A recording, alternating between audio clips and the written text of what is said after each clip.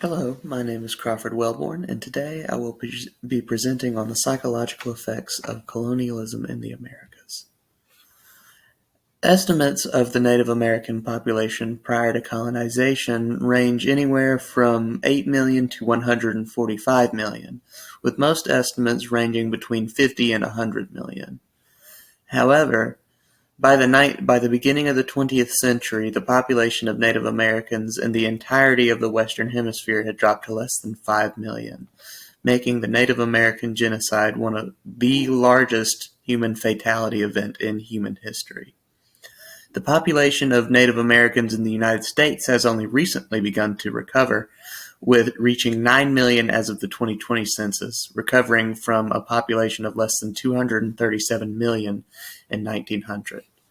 The culprit of this loss of life is colonialism, and its effects stretch much, much, much farther than the death toll alone. The psychoanalyst Frantz Fanon defined colonialism as violence in its natural state. The violence Fanon wrote of was both psychological and physical. Fanon believed that violence made up the foundation of colonialism, meaning that the colonizer would use both psychological and physical violence to dehumanize the native in order to completely not assimilate them into the culture of the colonizer, as well as stealing from them in the process, whether it be land, resources, or even manpower by itself.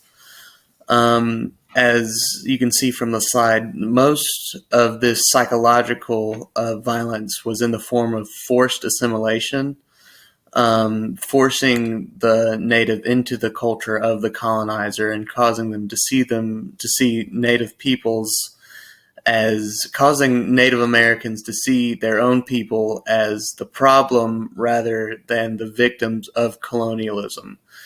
And this essentially becomes the foundation of the modern health crisis that we're seeing today with Native Americans.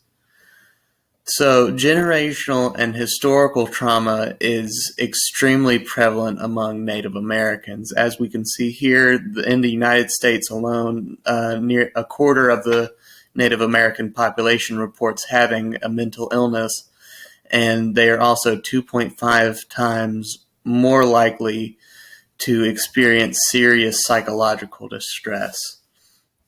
Colonialism in and of itself is an endless cycle of theft, whether it be, culture, land, lives, or even the health of Native Americans. Colonialism knows no bounds when it comes to thievery.